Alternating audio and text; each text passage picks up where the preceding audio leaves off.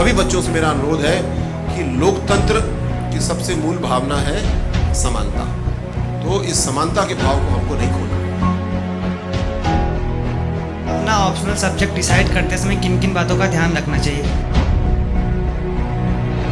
तो हमको तैयार रहना है कि हमको 3 साल कम से कम इसकी पढ़ाई करनी है। तो ऐसा विषय चुनो जो 3 साल आपको आनंद के साथ पढ़ने में मिले, मजा आए और आपका सिलेक्शन उसमें हो।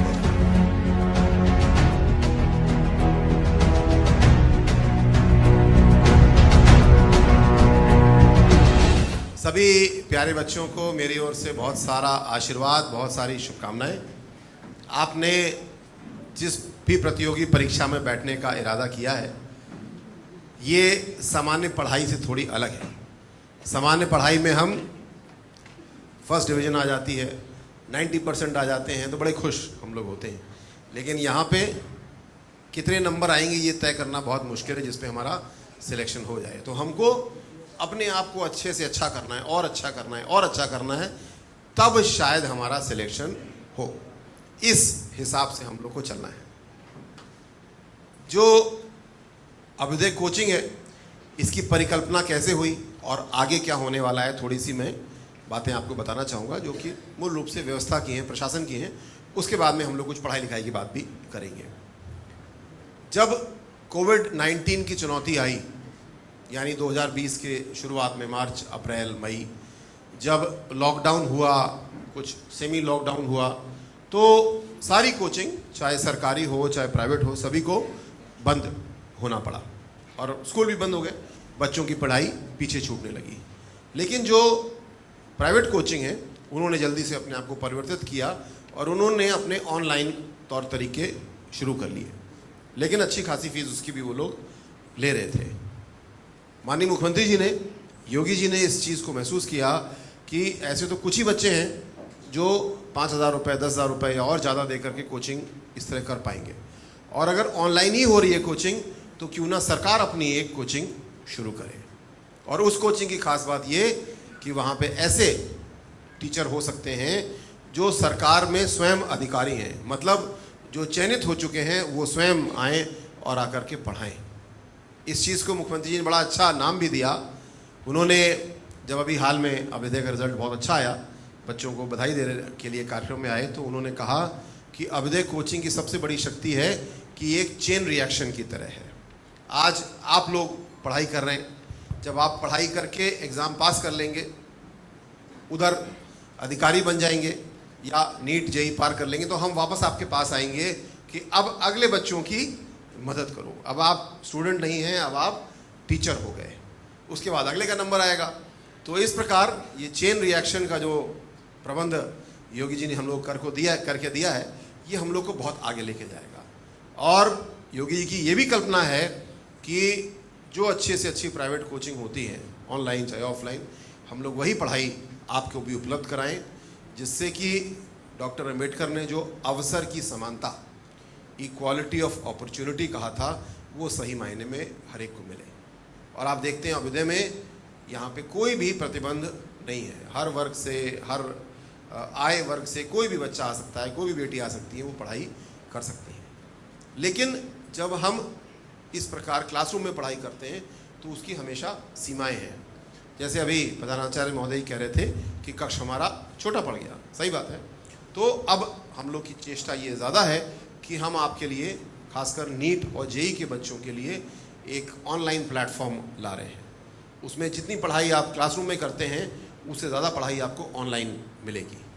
जिन बच्चों के पास टैब नहीं है या इंटरनेट पैक अफोर्ड नहीं कर सकते, हम उनको टैब और इंटरनेट की सेवा भी देंगे, जिससे कि आप जहाँ भी बैठे हैं, ये इसलिए कि आप जहाँ भी बैठे हैं, अगर आप अपने गांव से निकलने में, आने जाने में समय लगता है, पैसा खर्च होता है, तो अपने टैब पे पढ़ाई करिए और हफ्ते में 1 दिन 2 दिन हाइब्रिड मोड जिसको बोलते हैं, उसके लिए कक्षा में आएँ। ये सिस्टम का परीक्षण हो चुका है और बहुत जल्दी लॉन्च होने वाला है। यूपीएससी और यूपीपीएससी के लिए अभी नहीं, नीट और जेई की 2 तैयारी के लिए इसका कंटेंट पूरा तैयार हो चुका है। मुझे आशा है कि आप लोगों को, बच्चों को बहुत पसंद आएगा। और जिसको आजकल कहा गया self learning, self paced learning, अब किसी को बहुत जल्दी समझ में आ जाता है, कोई मेरी तरह धीमे धीमे समझता है, कोई आजकल 2x स्पीड पे सुन लेता है करके, कोई दोबारा सुनता है। तो दोनों गलत नहीं है, जिसको जैसे समझ में आ रहा है, जैसा विषय है उस तरीके से हमको अपनी अपनी पढ़ाई करनी है।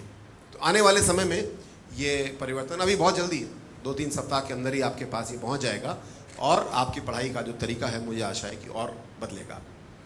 दूसरा, पढ़ाई की बात अगर मैं सीधे करूं और उसके बाद में मैं बच्चों से सवाल जवाब करना चाहूँगा, मतलब सवाल आपके जवाब मेरे, और शायद 8-10 बच्चों को ही बोलने का मौका मिल पाएगा क्योंकि उससे ज़्यादा समय नहीं होगा, लेकिन कोशिश होगी कि ज़्यादा से ज़्यादा बातें हम लोग कर पाएँ। आप लोग जिस पढ़ाई को कर रहे हैं, मेरा अनुरोध ये है, और ख़ासकर मैं अभी यूपीएससी यूपीपीएससी के बच्चों से बोल रहा हूँ जो तैयारी कर रहे हैं, ये परीक्षा ऐसी है जिसकी गहराई भी बहुत ज़्यादा है और लंबाई भी बहुत ज़्यादा है। इसका सिलेबस काफ़ी लंबा चौड़ा है और सिलेबस में भी बहुत गहराई से घुस करके पूछा जाता है और साथ साथ तुलना की जाती है, इधर की चीज़ निकालते हैं, उधर से निकालते हैं और दोनों का विश्लेषण करना, ऐसी चीज़ पूछते हैं। तो इस परीक्षा में सबसे ज़्यादा अगर कोई चीज़ टेस्ट की जा रही है तो वो आपकी क्षमता है परिश्रम करने की, मेहनत करने की। और मेहनत का मतलब ये, दिन में 24 घंटे सबको बराबर मिले हैं। मुझे लगता है दुनिया में केवल एक ही बात में पैदाइशी समानता है कि सबको बराबर 24 घंटे मिले हैं, अन्यथा पैदाइश से ही कुछ ना कुछ असमानता है जिसको हमारा संविधान दूर करने की कोशिश करता है, लेकिन समय की समानता सबको बराबर मिली है। इस 24 घंटे में से 10 घंटे सोने, खाने, नहाने के निकाल देंगे तो करीब 14 घंटे बचेंगे। इस 14 घंटे का हम उपयोग कैसे कर रहे हैं ये निर्भर करेगा कि आगे क्या होने वाला है। और बहुत ही होशियारी के साथ अपना टारगेट चुनिए। अगर यूपीपीएससी ने तो अभी ऑप्शन बंद कर दिया, लेकिन यूपीएससी का ऑप्शन है। अपना ऑप्शन ऐसा चुनिए जिसको आपको 14 घंटे पढ़ने का आनंद आए। आप याद करिए कितनी बार आपने ऐसा देखा होगा, आपको एक पुस्तक मिली और आपने उसको पढ़ना शुरू किया, उसको आप घंटों पढ़ते गए और एक ही सिटिंग में आपने उस पुस्तक को पूरा कर दिया। इसका मतलब वो बड़ी रुचिकर पुस्तक थी, उसका विषय अच्छा था, उसका लेखन अच्छा था और आपको मज़ा आया, आपने उसको पूरा पढ़ लिया। वहीं कई बार ऐसा होता है कि बड़ी अच्छी पुस्तक मिलती है या किसी मित्र ने पुस्तक दी हमको गिफ्ट की और हमने उसके 3-4 पन्ने पढ़े और फिर अच्छा बाद में पढ़ेंगे, उसको हम रख देते हैं और फिर हम उसकी तरफ वापस जाते ही नहीं। तो जहाँ पे आपको फर्स्ट डिवीजन नहीं लाना है, 90% नहीं लाना है, आपको तो टॉप करने के हिसाब से चलना है, वहाँ पे ऐसी ही चीज़ पढ़ने का निर्णय लीजिए जिसमें आपको बहुत रुचि आने वाली है। और उसका तरीका, जब आप निर्णय ले रहे हैं कि मुझे इस रास्ते चलना है कि इस रास्ते चलना है, मतलब ये परीक्षा देना है कि ये देना है, ऑप्शन ये लेना है कि ये लेना है, तो उसको थोड़ा सा अंश उसका पढ़ो। अपने आप को निर्णय लेने में जल्दबाजी मत करो। अक्सर मैं देखता हूँ छोटे बच्चे निर्णय ले लेते हैं, क्यों नीट क्यों देना है, क्योंकि मेरी सहेली भी नीट दे रही है तो मुझे भी नीट देना है। तो ऐसी गलती नहीं करना। अगर नीट की ओर आपको जाना है तो पहले नीट का थोड़ी सी सामग्री निकालो, उसको पढ़ो, देखो कि क्या आप 14 घंटे पढ़ाई इसकी कर सकती हैं। अगर आपको आनंद आ रहा है तो बहुत अच्छी बात है, इसका मतलब आपका रास्ता सही है। तो मूल निर्णय हमेशा सही लें। आपने कितनी बार देखा होगा, टॉपर इंटरव्यू देखते हैं, 11वीं फेल 12वीं फेल लड़का IAS हो गया। अगर वो 12वीं फेल हुआ इसका मतलब पढ़ाई में कहीं उसने बहुत बड़ी गलती की थी, लेकिन वही बच्चा IAS या IPS हो गया, इसका मतलब उसने अपने अंदर सुधार कर लिया। अब हर एक का किस्सा अलग होगा, लेकिन 12वीं में जरूर उसकी कोई रुचि कम हुई, कोई गलती हुई, कोई विषय गलत चुना उसने, लेकिन आगे आकर के उन्होंने वो गलती अपनी दूर कर ली। अब मेरा मानना ये है कि ऐसा कोई भी इंसान नहीं है जो पढ़ाई में कमज़ोर हो सकता है। केवल पढ़ाई हमें सही से चुननी है और सही सिस्टम के तहत हमको करनी है। और दूसरी बहुत महत्वपूर्ण बात मैं रखना चाहता हूँ सब बच्चों के सामने, आप क्यों IAS या PCS की परीक्षा देना चाहते हैं। ये इंटरव्यू की तैयारी का सवाल भी होता है कि आप क्यों बनना चाहते हैं IAS, आप क्यों बनना चाहते हैं PCS। इसी के साथ साथ दूसरी चीज़ मैं देखता हूँ, एक आध बार मैंने देख लिया तो बार मेरे फ़ोन पे रील्स और वो शॉर्ट्स जो होते हैं वो अपीयर करते हैं, ग्रैंड एंट्री DM फलां, उसके बाद क्या आता है उसमें, कोई दौड़ के आएगा, गाड़ी खोलेगा, कोई कूद के आएगा, उनका रास्ता क्लियर करेगा और वो ऐसे करते हुए जा रहे होंगे। दिखता है आपको ऐसा? अच्छा लगता है?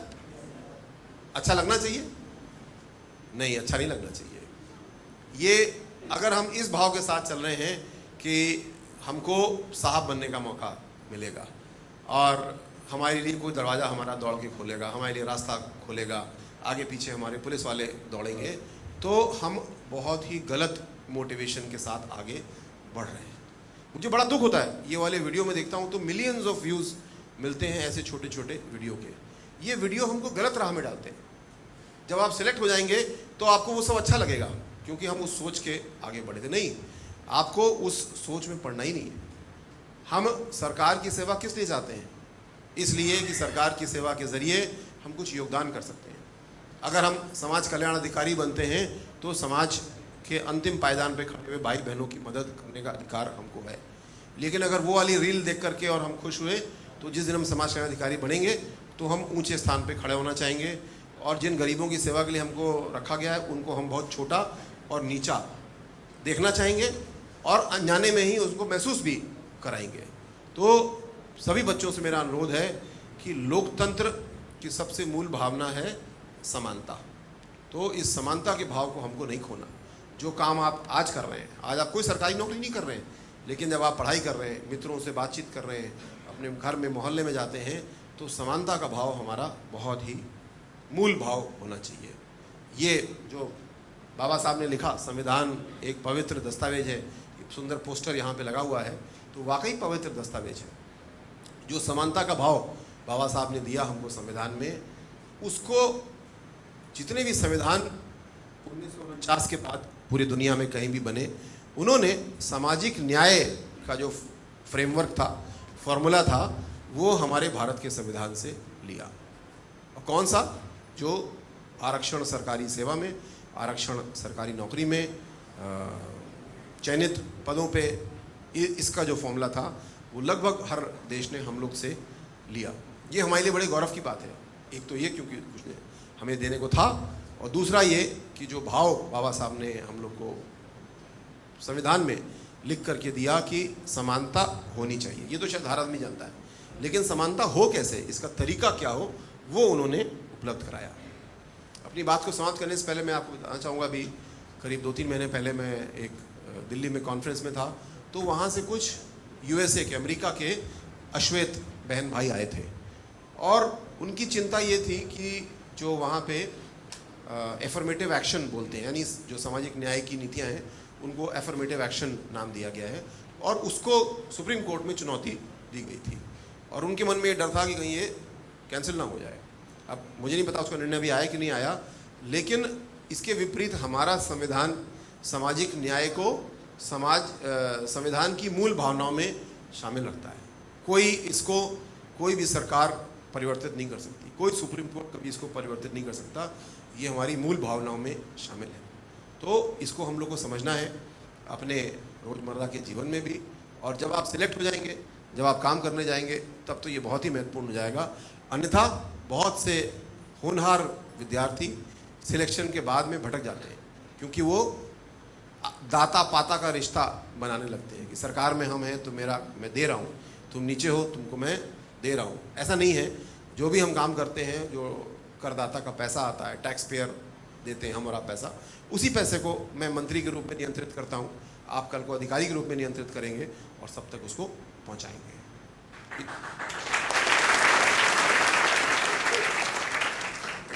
यहाँ मैं रुक जाता हूँ। वैसे मेरे पास कहने को बहुत कुछ सीधे भी है, लेकिन सारा समय फिर मैं ही खा जाऊँगा। तो मैं अब अनुरोध करता हूँ अपने प्यारे साथियों से, बच्चों से, आप अपने प्रश्न पूछ सकते हैं। अपना परिचय बताइएगा और सवाल पूछिएगा। सबसे पहले सर, राजा देवी बख्श सिंह की इस पावन धरती पर आपका स्वागत करते हैं हृदय की गहराइयों के साथ। सर, आपसे एक निवेदन है सर कि आप इस जनपद गोंडा में आए हैं सर, और हम चाहते हैं कि यहाँ का जो उच्च शिक्षा देवी पाटन मंडल जो है वो कृषि प्रधान जनपद है। हमारा मुख्यालय जो है यहाँ पे सर शिक्षा लेने के लिए जो है हम बाहर नहीं जा सकते हैं पढ़ने के लिए, इतना पैसा नहीं है सर हमारे पास कि हम बाहर जाएं पढ़ें। तो सर आपसे एक प्रार्थना है कि जो विश्वविद्यालय की मांग है सर, उसको आप, एक रिक्वेस्ट है माननीय मुख्यमंत्री जी से कहिए सर, एक विश्वविद्यालय यहाँ आप जरूर दीजिए सर, ये आश्वासन दे के आप जाइए। और आपसे ये प्रार्थना करते हैं सर, आई रिक्वेस्ट यू, सभी की मांग है, गोंडा मांगे विश्वविद्यालय, we want university, we want university sir, please. मैं जरूर। बहुत दुख के साथ कहना मेरे चाह दुख के रहा साथ मत कहिए, ये विषय मेरे पास अभी आया। बैठिए। आप जैसे कुछ प्यारे छात्र मुझको मिले और उन्होंने बात को रखा। मैं ईमानदारी से बताऊं, मेरी जानकारी में नहीं था, क्योंकि ये मेरा विभाग नहीं है। मेरा विभाग समाज कल्याण विभाग है। लेकिन कल ही मेरी भेंट होगी माननीय मुख्यमंत्री जी से और मुझे ज्ञापन मिल चुका है, तर्क क्या है वो भी मिल चुका है। मैं माननीय मुख्यमंत्री के सामने आपकी बात को पहुंचाऊंगा। उससे पहले मैं संबंधित मंत्रालय के अधिकारियों से, माननीय मंत्री से चर्चा भी करूंगा, जिससे कि आपकी बात को प्रभावी तरीके से रखा जा सके और उस पर एक अच्छा निर्णय। अब इधर बेटियों की तरफ से हाथ खड़ा करिए, सवाल सीधे पूछ लीजिए। सर, सबसे पहले तो थैंक यू कि मुझे चांस दिया। वैसे आपने हाथ खड़ा किया, आपको चांस मिला। वैसे सबसे सर, पहले आपने हाथ खड़ा किया, ये बड़ी साहस की बात होती है। मैं हमेशा देखता हूँ जब संवाद होता है तो शुरू में थोड़ा संकोच होता है। अभी जब तक मैं समाप्त करूंगा तब तक कई सारे हाथ खड़े होंगे, सबको मौका नहीं मिल पाएगा। ये बड़ी महत्वपूर्ण बात है। जब मौका मिले तो खट से हाथ खड़ा कर देना चाहिए, वरना क्या पता बाद में मौका ना मिले। वैसे Right, भैया। आपको थैंक यू के साथ साथ कॉलेज को, क्योंकि मैं बहुत लकी हूँ जो मैं इस कॉलेज की स्टूडेंट हूँ। मेरी बस एक छोटी सी रिक्वेस्ट है कि हमारे कॉलेज की जो लाइब्रेरी है, हमारे यहाँ बहुत अच्छी सुविधाएं, फैसिलिटीज़ हम स्टूडेंट के लिए, हमारे टीचर्स, हमारे प्राचार्य सर बहुत मेहनत कर रहे हैं और वो हमें दिख रहा है। हम चाहते हैं कि हमारे कॉलेज में एक लाइब्रेरी और हम लोगों को मिल जाए, क्योंकि हमारे कॉलेज की जो लाइब्रेरी है वो छोटी है और सारे बच्चे, क्योंकि हम कोई क्लास बंक करके तो लाइब्रेरी अटेंड नहीं कर सकते, और जब हमारी क्लास छूटती है तो ही बीएससी कैंपस और अदर कैंपस के स्टूडेंट की भी क्लास छूटती है, तभी वो भी पढ़ने आते हैं। तो लाइब्रेरी वाली जो प्रॉब्लम है, क्योंकि हम लोग कैसे क्लास अटेंड कर पाएँ, तो हमें एक लाइब्रेरी अगर मिल जाए। अगर जैसे हमारे प्राचार्य सर ने कहा कि आपसे संवाद करने के लिए बहुत सारे स्टूडेंट जो थे वो भी चाहते थे कि वो यहाँ पे बैठ के आपसे बात करें, आपसे मार्गदर्शन लें, पर हाल सभागार छोटा होने के कारण वो अटेंड नहीं कर पाए। तो मेरी साथ साथ मेरा खुद का रिक्वेस्ट है कि हमारे कॉलेज को एक लाइब्रेरी और एक अगर बड़ा सभागार मिल जाता तो काफ़ी वो होता। धन्यवाद बेटी, बहुत अच्छे से आपने बात रखी। प्राचार्य जी, मेरा अनुरोध है, इसमें दो विषय हैं, एक तो भवन बनना और दूसरा लाइब्रेरी के लिए पुस्तकें, फर्नीचर आदि आना। तो भवन मैं अपने विभाग से दे नहीं सकता क्योंकि विभाग अलग है, लेकिन जो मैं दे सकता हूँ तुरंत देता हूँ, दूसरा रास्ता बताता हूँ। आप लाइब्रेरी की और पुस्तकों के लिए या लाइब्रेरी के फर्नीचर के लिए जो आवश्यकता है आप बताएं प्राचार्य जी, उसको हम मुख्यमंत्री अभिदय, केवल ये कि वो पुस्तकें मुख्यमंत्री अभिदय कोचिंग से संबंधित हो। पुस्तकें वही हैं, आप चाहे बीए के लिए पढ़ लो उसे, चाहे यूपीएससी के लिए पढ़ लो, चाहे 12वीं के लिए पढ़ लो, चाहे नीट के लिए पढ़ लो, तो आप मुझे पुस्तकें बता दें। पुस्तकों को रखने के लिए कोई अलमारी चाहिए होगी, पढ़ने के लिए मेज कुर्सी चाहिए होगी, ये मैं तत्काल कर देता हूँ, जिससे आपकी थोड़ी सी आपके अनुरोध को मैं थोड़ा सा पूरा कर दूँ। लेकिन अब बड़ा अनुरोध है भवन का, तो भवन मैं अपने विभाग से अभी मौका दूंगा बेटा। भवन मैं नहीं कर सकता, लेकिन मैं उसका रास्ता कोई निकालूंगा।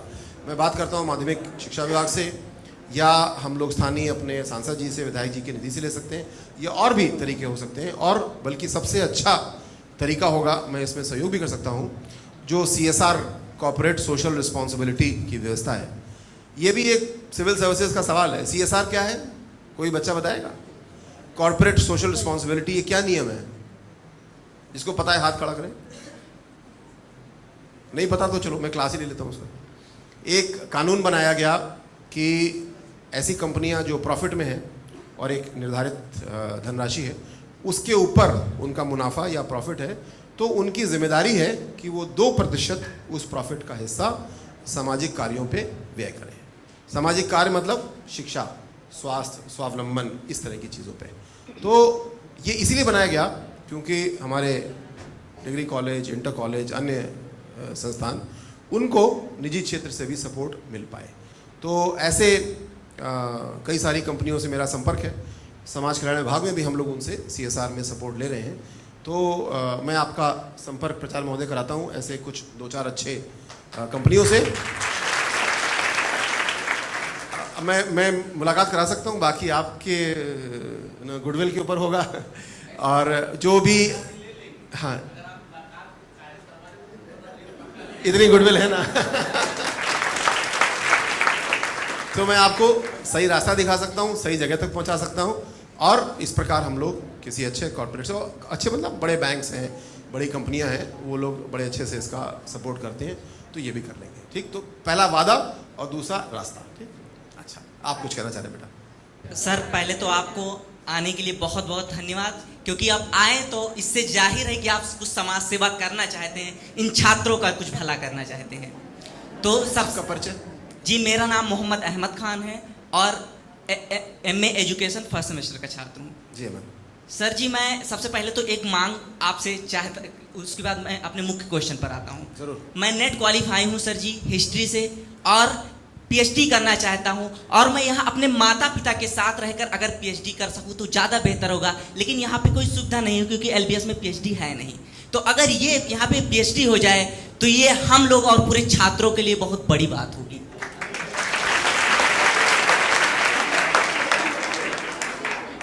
मैं अपने मुख्य क्वेश्चन पर आता हूँ। हाँ। क्योंकि सर मैं इलाहाबाद में तैयारी की है, लखनऊ रहा हूँ और दिल्ली भी जाने की बड़ी ख्वाहिश रही है, और मैं पूरे इलाहाबाद में देखा हूँ, गोंडा में भी रह कर देखा हूँ अपने घर पे, जो एक छात्रों की सबसे बड़ी समस्या है वो 35 साल तक हो जाते हैं सिर्फ बंद कमरों में तैयारी करते हैं। और सर जी, आपने बहुत ही अच्छी बात बताई कि अभ्युदय योजना चल रहा है। सर जी, ये भी हम छात्रों को उसी ओर ढकेल रहा है, क्योंकि अगर हम इलाहाबाद में रहकर छात्र बंद कमरों में 35 साल तक न उसकी शादी होती है, उसका परिवार समझ लो उसको आस लगाए बैठा रहता है, और जितने भी छात्र इनके साथ भी यही होने वाला है, क्योंकि मैं इन समस्याओं से निपट चुका हूँ, क्योंकि मैं वो दर्द जानता हूँ, मैंने वो चीज़ फील आपकी किया। शादी हो गई अभी? नहीं जी, अभी नहीं हुई है, अभी नहीं हुई, और मुझे लगता है अभी होगी नहीं भी। और इन लोग जो UPSC की तैयारी करेंगे उनकी भी 35-40 साल तक शादी नहीं होगी। सिर्फ दिक्कत यही है कि इस देश को आप सरकार तक आप मेरी बातों को पहुंचा सकते हैं, इस पक्ष पे काम करना चाहिए कि इन छात्रों की जिंदगी बर्बाद ना हो, हम लोगों की जिंदगी ना बर्बाद हो। कोई ऐसा हम लोगों को प्लेटफॉर्म मिल जाए कि हम लोग पढ़ने के साथ साथ कुछ आत्मनिर्भर भी बन सके, अपने पैरों पर खड़ा हो सके। मैं आपके दर्द को मैं समझ सकता हूं, लेकिन आपका कष्ट शादी से दूर हो जाएगा ऐसी संभावना बहुत कम है, बल्कि कष्ट ज़्यादा बढ़ जाएगा। और लेकिन गंभीरता से मैं आपके सवाल का जवाब देना चाहता हूँ। आपने सही कहा बेटा। अगर मैं दूसरी तरफ भी चलता हूँ, 35 वर्ष यानी लगभग आधा जीवन, प्रोडक्टिव जीवन तो आधा निकल गया। अगर हमारा तैयारी में ही निकल गया तो हम योगदान कब करेंगे? जिसके लिए ज़रूरी है कि हम सही समय से अपनी परीक्षा की तैयारी शुरू करें, जल्दी हमारा चयन हो और हम आगे बढ़ें। लेकिन 35 वर्ष तक हम इसलिए पहुंचते हैं क्योंकि 35 वर्ष तक या लगभग ऐसे अलग अलग परीक्षाओं में अनुमति दी गई है। वो इसलिए दी गई है क्योंकि बहुत से बच्चों की पढ़ाई लेट शुरू होती है, बहुत से बच्चों की पढ़ाई छूट जाती है, जिसकी वजह से समय सीमा उसकी बढ़ाई गई है। आपके सवाल का सीधा जवाब ये है, इसमें सरकार मुझे नहीं लगता कोई नीति बना सकती है कि 35 वर्ष से पहले हम तैयारी कर रहे हैं तो हमें कुछ और इस बीच में साधन मिल जाए। लेकिन मैं आपको अपना उदाहरण प्रस्तुत करना चाहता हूँ। जैसे मेरी प्रबल इच्छा थी कि मुझको IPS की नौकरी बहुत पसंद आती है और मैं IPS बनना चाहता था, और जो सिविल सेवा में चॉइस लिखनी होती है उसमें मैंने IPS नंबर 1 चॉइस लिखी थी। लेकिन IPS की परीक्षा काफ़ी टफ है। जब मैं परीक्षा के उस तरफ था तो मैं नहीं कह सकता था कि मेरा चयन होगा कि नहीं होगा। तो मैंने देखा कि इससे मिलती जुलती और कौन सी परीक्षाएं हैं। तो अब जो सिविल सेवा UPSC के माध्यम से ही CRPF, BSF, ITBP में असिस्टेंट कमांडेंट की परीक्षा होती है, मैंने सोचा चलो ये लेता हूँ। मतलब मैंने एक नंबर 2 चॉइस रखी। फिर मैंने देखा कि यूपी पुलिस का सब इंस्पेक्टर की परीक्षा ये तो आसान है, तो उसको मैंने नंबर 3 रखा और मैंने तीनों परीक्षाएं दी। लेकिन IPS में चयन हो गया तो वहाँ जाने की आवश्यकता नहीं पड़ी और मैं IPS में चला गया। तो ये आप एक वो सीरियल बड़ा अच्छा ना, एस्पिरेंट्स, आपने देखा होगा ज़रूर, जो ओल्ड राजेंद्र नगर के बारे में है, कैसे कंपटीशन में बच्चे तैयारी करते हैं। तो उसमें एक बहुत महत्वपूर्ण सवाल पूछा गया कि प्लान B होना चाहिए कि नहीं होना चाहिए, होना चाहिए कि नहीं होना चाहिए? हाँ, मुझे भी लगता है होना चाहिए। क्यों? और प्लान B कोई बहुत अलग नहीं। जैसे आपने अगर सोचा कि मुझे डॉक्टर बनना है तो अगर नहीं हो पाया नीट में कोई बात नहीं, तो हम नर्स बन जाते हैं, हम उसी क्षेत्र में काम करेंगे। नर्स बन करके देखते हैं विकल्प और क्या है, दोबारा परीक्षा देते हैं। तो उसी जिस प्रकार मेरी पुलिस में रुचि थी, तो पुलिस के कई सारे लेवल हैं, मैं उसमें हर एक में प्रयास कर सकता हूँ। तो आपसे अहमद मेरा अनुरोध है कि बिल्कुल आप 35 वर्ष तक इंतजार मत करिए, आप साथ साथ कुछ काम करो। काम कैसे हो सकते हैं? जैसे मुख्यमंत्री अभ्युदय कोचिंग में आप पढ़ा भी सकते हैं। आप MA एजुकेशन कर रहे हो, आपने 12वीं में साइंस पढ़ा क्या? किया, ओके। तो आपने 12वीं में साइंस पढ़ा, तो आप हो सकता है नीट या JEE के टीचर बन सकते हैं। 2000 रुपये प्रति पीरियड आपको पैसा मिल सकता है। आप अगर 15 पीरियड ले रहे हैं महीने के, तो आपको 30,000 रुपये मिल सकते हैं, जो कि पूरी तनख्वाह के बराबर है। और आपको 15 दिन 1.5 घंटे देने होंगे, और आप इस प्रकार एक जॉब भी कर ले रहे हैं और आपके पास पढ़ाई का पूरा टाइम भी है। ऐसे कई सारे विकल्प हमारे पास उपलब्ध हैं। बहुत छोटा आसान विकल्प तो आजकल हर एक के पास है। बच्चे अपने मोहल्ले में ट्यूशन पढ़ाते हैं और उससे पैसा कमा लेते हैं। ट्यूशन आजकल ऑनलाइन भी हो गया है। आप गोंडा में बैठ करके बंगलौर के बच्चे को ट्यूशन पढ़ा सकते हैं, ये भी संभावनाएं खुल गई हैं। इसकी कई सारी ऐप्स हैं। तो किसी को भी जब जिस समय हम तैयारी कर रहे हैं, मुझे नहीं लगता कि आपको सोचना चाहिए कि मेरा वो बस संकल्प है, मैं उसी संकल्प को पूरा करूँगा। नहीं, मुझे लगता है कि विकल्प भी अपने रखना चाहिए और उस पर काम करना चाहिए। पीछे से सबसे पीछे से कोई बेटी कुछ पूछना चाहती है? सर, मेरा नाम सोनम मौर्य है, MA फर्स्ट सेमेस्टर की स्टूडेंट हूँ जियोग्राफी से। सर, मैं कहना चाहती हूँ कि जिसे हम लोग स्कॉलरशिप भरते हैं और सारे लोग भरते हैं, उसमें से ज़्यादातर बच्चों का रिजेक्ट हो जाता है, बहुत कम ही बच्चों का आता है। उसमें मतलब कहा जाता है कि आप परसेंट कम थे, या आपका डॉक्यूमेंट गलत है, या आपका नंबर कम है। लेकिन ऐसा मतलब सरकार कहती है कि हम सारे बच्चों को स्कॉलरशिप दे रहे हैं, लेकिन ऐसा नहीं होता है।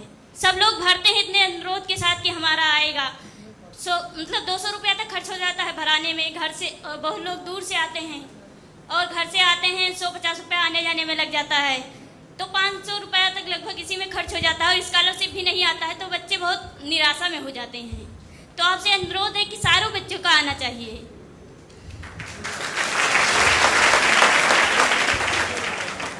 बहुत अच्छा किया आपने इस बात को रखा।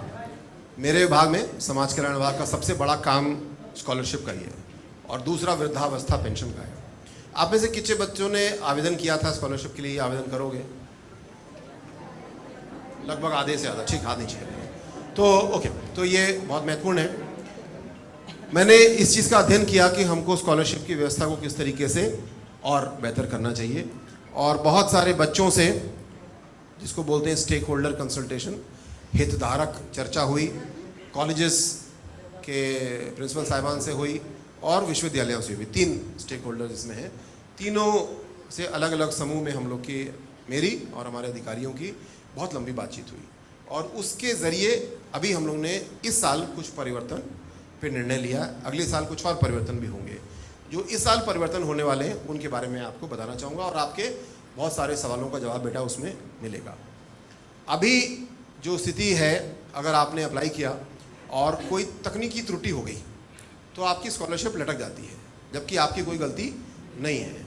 उदाहरण देता हूँ, आपने जो अकाउंट नंबर दिया वो आपका आधार से जुड़ा हुआ अकाउंट नंबर नहीं था। ऐसा हो सकता है किसी के पास 2 अकाउंट हो, एक आधार से जुड़ा हो, एक ना जुड़ा हो, आप भूल गए, आप गलती हो गई, और वो आधार से जुड़ा हुआ नहीं था। गलती आपकी कोई नहीं है, ये गलती तो मुझसे भी हो सकती है, सबसे हो सकती है। तो इन ऐसी तकनीकी त्रुटियों को दूर करने के लिए पूरे सॉफ्टवेयर में बड़ा परिवर्तन किया गया है। जैसे आने वाले समय में आप देखेंगे, जब आप स्कॉलरशिप का फॉर्म भरेंगे, तो खासकर जो नए बच्चे भरेंगे, वो जैसे ही अपना नाम वाम पहले भरते थे, उसको फिर कंपेयर करते थे हम आधार के डेटा से, सॉफ्टवेयर से, और जिनका में कोई भी स्पेलिंग मिस्टेक होती थी तो वो रिजेक्ट हो जाता था, या सस्पेक्ट डाटा में चला जाता था, एक प्रॉब्लम होती थी। अब एक सिस्टम आ गया, इसको बोलते हैं ऑटो फेच। आप अपना आधार नंबर डालेंगे, आपके रजिस्टर्ड फ़ोन नंबर पे एक OTP आएगा, वो OTP डालेंगे, और आपका डेमोग्राफिक डेटा, मतलब नाम, एज, लिंग, ये सब आधार के डेटाबेस से स्वयं हमारे फॉर्म में आ जाएगा। तो आपका फॉर्म भरने का काम आसान हो गया, और त्रुटि की संभावनाएं 0 जो आधार में है। अगर आधार में गलत है तो अलग बात है, वरना वो सीधे आधार से ले लेगा। दूसरा ऑटो फेच अब हो गया है, जिसमें आप यूपी बोर्ड का, सीबीएसई का या आईसीएसई का, 3 बोर्ड, सबसे ज़्यादा बच्चे इन्हीं बोर्ड से आते हैं, आपके मार्क्स उसमें भरते हैं। अब सब्जेक्ट और मार्क्स पहले मैनुअली भरते थे, भरने में अगर कोई त्रुटि हो गई तो फिर वो सस्पेक्ट डेटा में चला जाता था, जो कि सही बात है। पर अब आप अपना रोल नंबर वहाँ पे देंगे और सीबीएसई की, आईसीएसई की, यूपी बोर्ड की वेबसाइट से सीधे आपके मार्क्स आ जाएंगे, वो यहाँ पे ऑटो फेच हो जाएंगे। तो जान के भी गलती नहीं हो सकती और अनजाने में भी गलती नहीं हो सकती। इन 2 कारणों से ज़्यादातर, जैसे अभी बेटी बोल रही थी, तकनीकी त्रुटियां हो जाती थी। तो ऑटो फेच के ज़रिए, नई टेक्नोलॉजी के ज़रिए हम लोग इसको ठीक कर रहे हैं। आपको फॉर्म भरने में भी मुश्किल से 5 मिनट अब लगा करेंगे, आप इसको भर लेंगे। दूसरा जो बात आई कि सब बच्चों को स्कॉलरशिप मिले, सब बच्चों के स्कॉलरशिप के लिए ज़रूरी है कि स्कॉलर पहले परिभाषित किया जाए, स्कॉलर कौन है, और उस स्कॉलर को स्कॉलरशिप दी जाए। क्योंकि कुछ आप अखबार में भी पढ़ रहे होंगे, कुछ ऐसे स्कैंडल पकड़े गए, खासकर मैं देख रहा था कुछ मदरसों के स्कैंडल पकड़े गए, ईडी जांच कर रही है कि उस नाम का मदरसा है ही नहीं, उस नाम के बच्चे भी नहीं हैं, और उन्होंने करोड़ों रुपए स्कॉलरशिप के इस तरीके से खा लिए। तो इस बार की जो नियमावली बनाई गई है उसमें हम लोगों ने निर्णय लिया कि स्कॉलरशिप की जो अटेंडेंस होती है वो बायोमेट्रिक या फेशियल रिकग्निशन अटेंडेंस अनिवार्य रूप से लागू की जाएगी। अब आप प्यारे बच्चों जो रोज़ आते हैं, आपको स्कॉलरशिप मिलना चाहिए या किसी और विद्यालय में बच्चा जो स्कॉलरशिप जो आता ही नहीं है और केवल स्कॉलरशिप अप्लाई कर रहा है उसको मिलना चाहिए? जो मेहनत कर रहा है, जो रोज़ आ रहा है, उनको मिलना चाहिए। तो इस आने वाले समय में, अब ये भी एक लंबी टेक्नोलॉजी है, लंबा काम है, तो सभी विद्यालयों में एक साथ नहीं हो सकता, लेकिन चरणबद्ध तरीके में हम लोग इसको लागू कर रहे हैं। मुझे विश्वास है कि जैसे ही हम इसको लागू करेंगे तो हमारा कुछ पैसा और बचेगा। कितना बचेगा तो समय बताएगा, लेकिन जितना पैसा बचेगा मुझे लगता है उसके बाद किसी भी बच्चे की स्कॉलरशिप छूटेगी नहीं। जो बच्चा नंबर ला रहा है, अच्छे नंबर आ गए, उसके जो निर्धारित है 75% अटेंडेंस है, उसके बाद स्कॉलरशिप से बचने का, छूट जाने का कोई चांस बचेगा नहीं। लेकिन ये अभी एक सत्र की प्रक्रिया पूरी होगी तब हम लोग को मालूम होगा। इसके अलावा और भी स्कॉलरशिप में कई परिवर्तन किए गए हैं और मुझे आशा है कि आने वाला साल, हाँ, एक कॉन्टैक्ट सेंटर बना रहे हैं। जो बात आप पूछ रहे हैं, खुद मन में संशय होता है तो किससे बात करें, तो एक हेल्पलाइन और एक कॉन्टैक्ट सेंटर जहाँ ईमेल पे, व्हाट्सएप पे आप अपनी कंप्लेंट कर सकते हैं, आपको फीडबैक मिल सकता है। ये भी अगले 2 महीने में तैयार हो जाएगी। तो आपको इस बार स्कॉलरशिप के फॉर्म भरने में, समस्या निवारण करने में जो कठिनाइयाँ आती हैं उसके लिए आपको कॉल सेंटर भी मिलेगा। अब आखिरी 2 सवाल, एक इधर से और एक इधर से। जी बेटा। जय हिंद सर। जय हिंद। मेरा नाम अंकित तिवारी है, मैं बीए 3rd ईयर का छात्र हूँ। सर मेरा क्वेश्चन आपसे है कि अपना ऑप्शनल सब्जेक्ट डिसाइड करते समय किन किन बातों का ध्यान रखना चाहिए कि इन मोमेंट पर चेंज ना करना पड़े। सर मेरा दूसरा क्वेश्चन आपसे है कि सर जो 2024-2025 का अटेम्प्ट देना चाहते हैं उनके लिए अभी से जीएस और ऑप्शनल की क्या रणनीति होनी चाहिए? बहुत अच्छा। जो पहला सवाल बड़ा महत्वपूर्ण है। यहाँ पे मैंने गलती की थी, इसलिए मैं आपको पहले अपनी गलती बताता हूँ और फिर उसी से शायद आपको समझ में आ जाएगा क्या कर सकते हैं। मैंने बीएससी किया ग्रेजुएशन में अपने, और मैंने ऑप्शन लिया अपने पहले अटेम्प्ट में फिज़िक्स और ज्योग्राफी। फिज़िक्स जिसको मैंने 3 साल पढ़ा था, तो मुझे लगा मैं इसको तो अच्छा कर ही लूँगा और मेरे नंबर भी ठीक ठाक थे उसमें बीएससी में। लेकिन जब मैं पढ़ने बैठता था तो मुझे ज्योग्राफी में इतना आनंद आता था कि मैं ज्योग्राफी पढ़ता रहता था और फिज़िक्स सोचता था कल पढ़ूंगा, अच्छा शाम को पढ़ूंगा। तो परिणाम ये हुआ कि पहले अटेम्प्ट में मेरा सिलेक्शन हो जाता अगर मैंने फिज़िक्स भी थोड़ा पढ़ लिया होता, वरना बाकी सब नंबर मेरे ठीक थे मेंस में और मेरा मेंस में सिलेक्शन नहीं हुआ। फिर मैंने सिर पकड़ा, मैंने कहा यार ये क्या कर दिया, तो बड़ी गलती हो गई। तो समझ में आया मेरे कि फ़िज़िक्स, हालांकि मैंने 3 साल पढ़ा था, लेकिन फ़िज़िक्स में मेरी रुचि बहुत कम थी। जो मैंने सबसे पहली बात बोली थी कि जिस विषय को, जिस परीक्षा के लिए 14 घंटे पढ़ना पड़ रहा है, उसमें जिस चीज़ में मज़ा नहीं आ रहा वो नहीं कर पाएंगे। तो मैंने फिर उस समय 2 सब्जेक्ट हुआ करते थे, तो और मैंने सब्जेक्ट देखे कौन से हैं, तो मुझे समाजशास्त्र, सोशियोलॉजी बड़ा अच्छा लगा। और कैसे आपको करना चाहिए बताऊंगा। जब मैंने फिज़िक्स त्याग दिया और दोनों ऐसे विषय ले लिए जिनको मैंने पढ़ा ही नहीं था, लेकिन फिर उसके अगले साल मेरा सिलेक्शन बड़े आराम से हो गया क्योंकि वो विषय आसान मुझे लगा। अब आपके सवाल का सीधा जवाब, ये नीट जेई के लिए इम्पोर्टेंट नहीं है, यूपी पीएससी के लिए भी इम्पोर्टेंट नहीं है, क्योंकि यहाँ पे ऑप्शन खत्म हो गए हैं, केवल यूपीएससी में ऑप्शन अभी बचा है। आप जो विषय लेना चाहते हैं, आप पुनः इसमें मत जाइए कि इस पे सिलेक्शन ज़्यादा होता है, ये मेरे मित्र ने लिया है, मुझे इसके नोट्स मिल जाएंगे, इन पे मत जाओ। आप केवल एक बात पे जाइए कि आपको विषय में रुचि है कि नहीं। और कैसे तय होगा? मान लीजिए समाजशास्त्र मैंने बोला कि अच्छा था, मेरा सिलेक्शन हो गया, आप उसको देखना चाहते हैं तो उसकी एनसीईआरटी की पुस्तक आप या तो डाउनलोड कर लीजिए या खरीद लीजिए उसको, और उसमें से एक चैप्टर को पढ़िए। एक चैप्टर करीब होगा 25-30 पन्ने का। उस चैप्टर से संबंधित यूपीएससी में सवाल कैसे आते हैं ये भी आजकल ऑनलाइन मिल जाता है, चैप्टर वाइज छटे हुए आपको आसानी से मिल जाते हैं। उस सवालों को करने की, हल करने की कोशिश करो। मतलब जो बहुत बड़ी परीक्षा करनी थी उसका एक छोटा सा टेस्ट ट्यूब में हमने एक चैप्टर लिया और देखा। अगर इसको करने में आपको आनंद आ रहा है, आपको रुचि आ रही है, तो इसका मतलब ये विषय आपके लिए ठीक हो सकता है। इसको करने के बाद में आप सिलेबस देखिए, समाजशास्त्र का सिलेबस निकाल के देखो और केवल विषय पढ़ो कि क्या आपको रुचि आ रही है, कुछ समझ में आ रहा है। अगर आपको अच्छा लग रहा है, समझ में आ रहा है, इसका मतलब ये विषय आपके लिए है। अगर नहीं समझ में आ रहा तो इसका मतलब ये विषय आपके लिए नहीं है। इस प्रक्रिया में अगर 1 महीना लगता है, 1.5 महीना लगता है तो लगाओ, कोई प्रॉब्लम वाली बात नहीं है। लेकिन जब 1.5 महीने बाद हमने तय कर लिया विषय, तो हमको मान के चलना है कि 2 साल 3 साल हमको ये विषय पढ़ना है। क्योंकि पहले अटेम्प्ट में आपका सिलेक्शन हो गया, बहुत अच्छी बात है, लेकिन स्टैटिस्टिक्स बोलती है कि ज़्यादातर बच्चे सेकंड अटेम्प्ट या थर्ड अटेम्प्ट में सिलेक्ट होते हैं। तो हमको तैयार रहना है कि हमको 3 साल कम से कम इसकी पढ़ाई करनी है। तो ऐसा विषय चुनो जो 3 साल आपको आनंद के साथ पढ़ने में मिले, मज़ा आए और आपका सिलेक्शन उसमें हो जाए। सर तो दूसरा सवाल क्या था? सर 2024 और 25 के लिए हाँ। अभी से ही क्या रणनीति होनी चाहिए जीएस और ऑप्शनल दोनों की, कि एग्जाम के टाइम पर उतना प्रेशर भी ना पड़े और अच्छे से? ये मैं इसका जवाब मेरे पास बहुत गहराई से नहीं, क्योंकि मैं अब तैयारी नहीं कर रहा हूँ, सर अपना बल्कि मैं तो रिटायर ही हो गया हूँ ना। तो लेकिन सिद्धांतता मैं आपको बता सकता हूँ कि अगले साल या उसके अगले साल की जो परीक्षा है उसके लिए जो सीसैट और जीएस की जो सामग्री है उसको आप निरंतर करते चलिए, क्योंकि पुनः इतनी वास्ट तैयारी करनी है कि जल्दी जल्दी हो नहीं सकता। जल्दी जल्दी होगा तो प्रेशर होगा, हम नहीं कर पाएंगे और ख़राब हो जाएगा। तो आप मान के चलिए कि मैं 2 साल की तैयारी करना है मुझे, और रोज़ का अपना सिस्टम बनाइए। सर मैंने 14 घंटे बोला, बट मान लीजिए आप 8 घंटे पढ़ते हैं, तो 8 घंटे में मुझे कल ये 3 चैप्टर पूरे करने, एक इस विषय करूँगा, एक इस विषय से करूँगा, इतना सीसैट करूँगा। पूरा पढ़ाई करिए, शाम तक, रात तक, फिर एक समीक्षा करिए वाकई में पूरा हुआ कि नहीं हुआ। अगर पूरा हुआ शाबाश शाबाश, ऑल इज वेल। अगर नहीं हुआ तो क्यों नहीं हुआ? क्या हम खेलने चले गए थे? क्या हमने फ़ोन पे ज़्यादा बात की?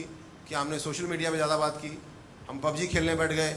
अगर ऐसा हमने कुछ भी किया तो उसको हमको अपने जीवन से हटा देना है और हमको पूरा काम अपना पढ़ाई पे केंद्रित करना है। ठीक, अब एक अंतिम सवाल इधर, हाँ इधर ले आओ। सर मेरा क्वेश्चन ये है कि मतलब थोड़ा सा मैं आपको शॉर्ट में बताती हूँ अपनी सर कहानी। मतलब मैंने पहली बार एग्ज़ाम दिया बीएससी नर्सिंग का 12th के बाद। उसके बाद वहाँ सिलेक्शन हुआ, पर मेस और हॉस्टल का वहाँ लगने लगा पैसा 1,15,000 था सर, लखनऊ में। सर सरकारी था। यस सर, जो मतलब थे वही बताए, हम वही पता पाया हमें सर। उसके बाद मतलब वहाँ पैसों की वजह से हमारा मतलब हम वहाँ से नहीं करवाए। फिर उसके बाद हम मतलब सोचने लगे कहाँ अपना एडमिशन करवाएं। फिर हमारी फ्रेंड थी, उसने बताया एलबीएस में करवाते हैं। हमें एलबीएस के बारे में नहीं पता था, मतलब उसने सब कुछ बताया। फिर हमने यहाँ एडमिशन करवाया अपना बीएससी में। फिर बीएससी में करवाया, फिर वहाँ मतलब मुझे ज़्यादा प्रेशर लगने लगा। फिर वहाँ से मैंने हटवा के अपना बीएससी एजी में करवाया। और फिर मेरे घर वालों की जो इच्छा थी वो थी कि मतलब बीएससी एजी ही तुम करो, और मेरी जो इच्छा है वो है कि हम नीट करेंगे, हम डॉक्टर बनेंगे। और उन्हें लगता है कि हम ये कर नहीं सकते हैं। और मतलब अब 1 महीने में मतलब मेरा तबीयत ख़राब हो गया था, तो मेरा बीएससी एजी भी ख़राब हो गया और नीट वाला भी। तो समझ में नहीं आ रहा है कि मतलब दोनों को कैसे हम बराबर में लेकर चलें और घर वालों को भी खुश कर सकें और खुद की भी। प्रियंका, जो आपने बात कही है शायद आधे से ज़्यादा बच्चों के मन में ये चिंता होगी। सही बात है, क्योंकि अभी हम परीक्षा के बाहर खड़े हैं, दरवाजे के बाहर खड़े हैं। जब हम परीक्षा पास कर जाएंगे तो ये सब बड़ा आसान लग रहा होगा, और अभी सब कुछ बड़ा मुश्किल लगता है। बैठी, मेरा आपको सुझाव होगा कि आप वो काम करिए पहला जिसमें आपको मन लगता है। घर वाले मान नहीं, मैं वही कह रहा हूँ अभी 3 इडियट्स फिल्म में पूरी फिल्म ही इसी बारे में बनी, और मैं समझता हूँ समाज को बदलने वाली फिल्मों में से 3 इडियट्स बहुत बड़ी फिल्म है। और जब मेरे बच्चे छोटे छोटे थे तब वो फिल्म आई, और हमको भी समझ में आया कि अपनी इच्छा बच्चों पे कभी भी थोपनी नहीं है। लेकिन बच्चों को भी ये समझना है कि जो अपनी इच्छा है उसको पूरा करने के लिए फिर जुट जाना है, मनोयोग से हमको जुट जाना है, हमको बहुत सुंदर काम करना है। जैसे अगर 3 इडियट्स की बात मैं करूँ, अभी एक कितना सुंदर चित्र मुझको भेंट किया गया आप ही के किसी साथी ने, जो साथी आज की तबीयत ठीक नहीं है नहीं। अगर ये बच्चा अपने माता पिता से बोले कि मुझे कलाकार बनना है, तो वो कहेंगे हाँ तुम तो बड़ा अच्छा करते हो, कलाकार बन सकते हो, शायद ऐसा हो। लेकिन अगर कोई कहे मुझे कलाकार बनना है और कलाकृति अच्छी बन नहीं रही है, तो माता पिता कहेंगे यार छोड़ो, तुम सिंपल काम करो, कुछ अच्छी मतलब आसान सी नौकरी कर लो, ज़्यादा ठीक रहेगा, और माता पिता की बात गलत नहीं होगी। आपके लिए सीधे अगर मैं आपके सवाल का जवाब दूँ, आपकी इच्छा है नीट करने की, तो आप माता पिता का सपोर्ट जो है सो है, लेकिन आप स्वयं नीट की तैयारी से इतनी गंभीरता से करिए कि माता पिता भी देखें और वो संतुष्ट हों, और निश्चित रूप से वो आपको आशीर्वाद देंगे कि बेटा तुम इतनी मेहनत कर रही हो तो चलो हम सपोर्ट करते हैं, नीट तुम निकालो, और मैं आपको वादा करता हूँ कि आपको स्कॉलरशिप उसकी दिला दूँ। अच्छा, एक सवाल मैं भी पूछ लूँ आप लोगों से, क्योंकि मेरे पढ़ने की गति बहुत धीमी रही हमेशा से। आज भी मैं कोई पुस्तक पढ़ता हूँ तो मुझे बहुत टाइम लगता है, क्योंकि मैं उसको पढ़ता हूँ, फिर दोबारा पढ़ता हूँ, फिर कुछ आनंद लेता हूँ, फिर पढ़ता हूँ। इस चक्कर में मेरी पुस्तकें पूरी नहीं हो पाती। आप लोग में से कौन बच्चे हैं जो जल्दी जल्दी पढ़ लेते हैं, जिनको कोई 20 पन्ने का चैप्टर है तो उसको 1 घंटे में पढ़ भी लेंगे और समझ भी आ जाएगा? थोड़ा कम कर लो ना, कोई बात नहीं। लेकिन नहीं मैं मजाक नहीं कर रहा हूँ, ये मेरे लिए नहीं है, सबके लिए है कि अगर किसी के पास कोई ऐसी ट्रिक है जिससे आप पढ़ाई की गति बढ़ा सकते हैं, वो बताइए। प्रियंका आपका नाम है ना? Yes sir. तो प्रियंका के लिए और मेरे लिए बहुत लाभप्रद होगा। जैसे प्रियंका ने बोला मुझे BSc AG भी करना पड़ रहा है, मैं नीट भी करना चाहती हूँ। Yes sir. अब ये 1 घंटे में 2 घंटे का काम कैसे करें? किसी के पास कोई सुझाव है? सबसे पीछे देखिए, एक बिटिया बैठी है, और माइक पहुंचाइए। आज के संवाद का सबसे महत्वपूर्ण पहलू आने वाला है, अगर ऐसा नुस्खा मिल गया तो बहुत हेलो अच्छा है। सर, मैं आकांक्षा सिंह, जी, MSc zoology 3rd semester. Sir मैंने भी नीट की तैयारी की थी, 555 मार्क्स थे मेरे, MBBS नहीं मिला। घर वालों ने मतलब मुझे खुद भी सेटिस्फैक्शन नहीं थी BAMS या किसी और से। मेरे पढ़ाई का तरीका ये था कि सर हाईलाइट करना मुझे सही लगता था, और मैं शॉर्ट नोट बनाती थी। मैं जो एक पैराग्राफ भी पढ़ती थी तो उसमें मुझे जो इम्पोर्टेंट लगता था वो मैं कॉपी पे लिख लेती थी। यस मतलब ट्रिक है नोट्स बनाना। सर शॉर्ट नोट, Short मतलब note। जो आपको उसमें एक लाइन से भी कैसे क्वेश्चन बन सकते हैं तो उससे। उसको अलग किसी डायरी या रजिस्टर में आप- या वहीं पे लिख लेते हैं? नहीं सर, अलग कॉपी में। अलग से। कितने बच्चे अलग से आप नोट्स अपने बनाते हैं आप दिमाग में लोग? सोचें कि उससे क्या क्वेश्चन बन सकते हैं। अपने नोट्स अलग बना के चलते हैं? अच्छा। और कितने लोग हैं जो उसको अपनी बुक में ही रंग लेते हैं, कुछ दाएं बाएं लिख लेते हैं, उससे काम चल जाता है? हाँ, नहीं दोनों सफल है। मैंने एक सफल अभ्यर्थी की एक पुस्तक देखी NCERT की। मेरा नुस्खा नहीं है, किसी और का बता रहा हूँ, बड़ा महत्वपूर्ण। उसने क्या, उसकी NCERT की पुस्तक देखी तो मुझे लगा तो जैसे कोई एल्बम बना रखा हो।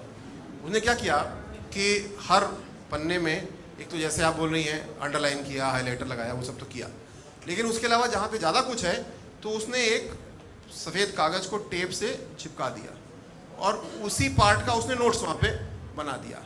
वरना जैसे मुझे हमेशा मन में संशय क्या होता था, मैं पढ़ता था कि मैं बुक से निकालूं, फिर नोट्स देखूं, कुछ समझ में नहीं आया, फिर वापस बुक में जाऊं, तो मैं नोट्स में पेज नंबर डाल लेता था कि अगर संशय हुआ, डाउट हुआ तो जाके मैं उसको देख लूँगा। लेकिन मुझे ये फॉर्मूला बड़ा अच्छा लगा कि बुक और नोट सब मिला के एक साथ कर दो। हाँ, ये ज़रूरी कि वो बुक फिर वो बस उन्हीं की हो गई, अब वो किसी को हैंडओवर शायद ना कर पाएँ, तो ऐसा आप भी करके देख सकते हैं जिससे उसको ऐसे मिला पाएँ। कोई और नुस्खा किसी के पास हो तो? हाँ, एक अपने आप NCC में हो, गाइड में बेटा, स्काउट, सॉरी, बताओ। सर मेरा नाम सत्यम है, BSc 3rd सेमेस्टर का स्टूडेंट हूँ। सर जो हम बुक पढ़ते हैं उसमें कुछ ऐसे वर्ड होते हैं जिनसे पूरे पैराग्राफ का सेंटेंस मतलब अर्थ पता चल जाता है हमें। कीवर्ड्स होते हैं, उन कीवर्ड्स को एकदम ध्यान में रखते हैं तो वो पूरा पैराग्राफ या पूरा चैप्टर हमको समझ में आ जाता है। सर इसीलिए हमको रखना चाहिए। धन्यवाद। बहुत ही कम शब्दों में आपने की दे दी, सबको मिल गई की। सर मैं अभ्युदय कोचिंग से बोल रहा हूँ, मतलब मेरा नाम जयप्रकाश मिश्रा है। मैं चाहता हूँ कि जैसे अभ्युदय के जो छात्र हैं, मतलब इसमें बहुत बच्चे बैठे हैं लेकिन उन्होंने कुछ बोला नहीं, तो मैंने सोचा यार, मतलब सोचा कि सभी कॉलेज के ही बच्चे बोल रहे हैं, तो मैं सोचा कि अभ्युदय से कोई बोलना चाहिए। तो मैं चाहता हूँ कि जो UPSC या UPPSC की तैयारी कर रहे हैं और उनका 2 से 3 बार में सिलेक्शन नहीं होता है, तो उसके बावजूद वो क्या करें, जैसे उनका सिलेक्शन नहीं होता उसके बाद वो दूसरा रास्ता अपना सके, उसके बाद जैसे क्या करें वो इसके लिए, मतलब पढ़ाई के लिए या कुछ सफलता के लिए अपने क्या क्या कर सकते हैं जो उनका नहीं सिलेक्शन होता है। ये चर्चा में पीछे आया था बेटा। आपके सवाल को बड़े कड़वे शब्दों में रखूं तो हमें कब तय करना चाहिए कि मुझे छोड़ देना चाहिए तैयारी, मुझसे नहीं हो रहा, और इसमें कोई परेशानी वाली बात नहीं है। बिल्कुल अपना एक टारगेट निर्धारित करना चाहिए कि मुझे 3 अटेम्प्ट देने हैं, 3 में हुआ तो हुआ, नहीं तो कोई बात नहीं, मैं कुछ और करूंगा। ये नहीं सोचना है कि 35 वर्ष तक दे सकते हैं तो मैं अटेम्प्ट दे जा रहा हूँ। लेकिन प्लान बी बड़ा महत्वपूर्ण है। जैसे आपके जीवन की संकल्प क्या है, इच्छा क्या है, आपको सबसे अच्छी सर्विस, सबसे अच्छी नौकरी कौन सी लग रही है? सर हमको नौकरी नहीं अच्छी लग रही।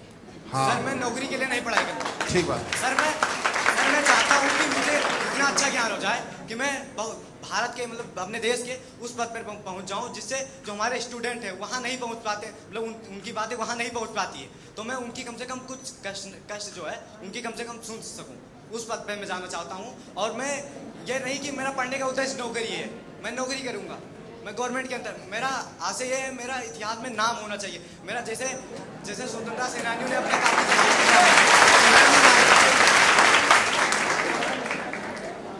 सर मेरा आपसे एक क्वेश्चन और है। सर मैं एक मिनट, बहुत ही अच्छी बात।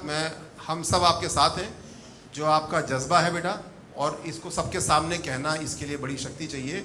सब लोग जोरदार तालियां बजाएं। ये आपका संकल्प जरूर पूरा हो। मन में कुछ सोचा है, ठाना है, और ऐसी भरी सभा में कहने की अगर शक्ति है तो निश्चित रूप से आपका संकल्प पूरा होगा। हाँ, उस संकल्प में पढ़ाई लिखाई, ज्ञानार्जन, अपने आप को सुधार करना, अपनी कमियों को चिन्हित करना, उसको दूर करना, ये सब उसका हिस्सा होगा। वो किसी काम के लिए होगा। हम एक परीक्षा छोटी सी दें चाहे बड़ी सी दें, या आपके बड़े संकल्प में देखें, वो ज़रूर होगा।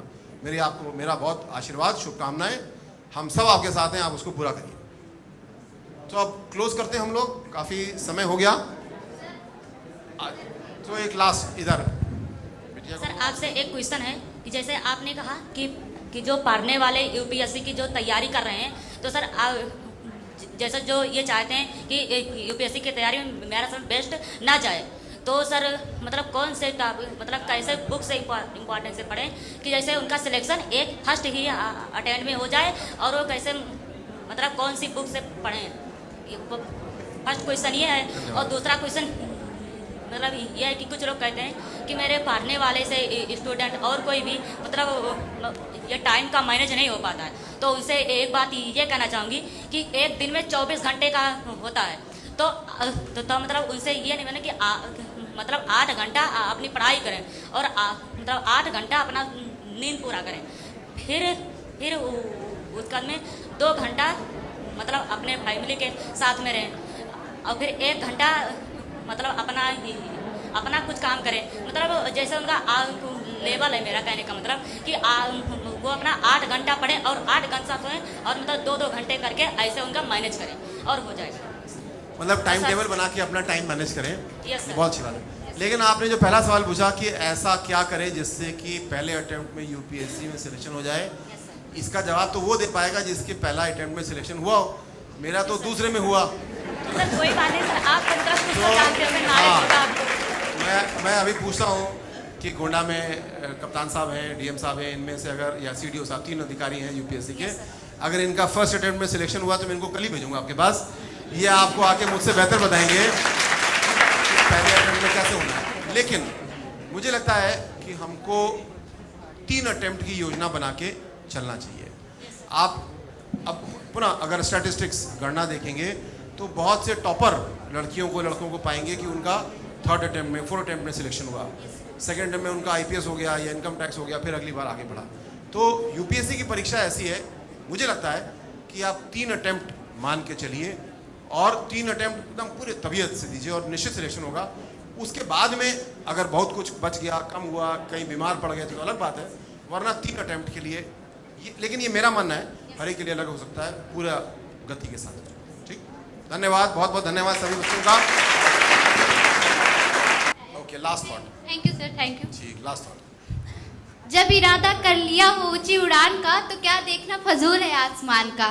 तो मेरा कहने का मतलब यही है कि जब तुमने इरादा कर लिया है अपनी मंजिल की ओर बढ़ने के लिए, तो क्या देखना फजूल है आसमान का।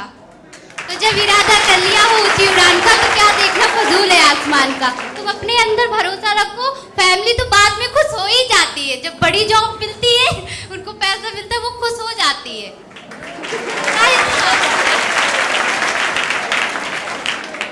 आपका नाम बेटा? मुस्कान सिंह। मुस्कान, हाँ, आपने सबके चेहरे पे मुस्कान आ दी। और लास्ट वर्ड, अंतिम रूप में अब मुझे कुछ कहने की जरूरत ही नहीं है, आपने बहुत ही अच्छा लास्ट वर्ड रखा। और सही बात है, जब कोई ठान लिया तो फिर दीवार की ऊंचाई और आसमान की ऊंचाई क्या सोचना, फिर तो बस चढ़ना है, उसको पार करना है, बाधा को, चढ़ना है, सफल होना है। बहुत शुक्रिया, बहुत धन्यवाद। जय हिंद सभी बच्चों को।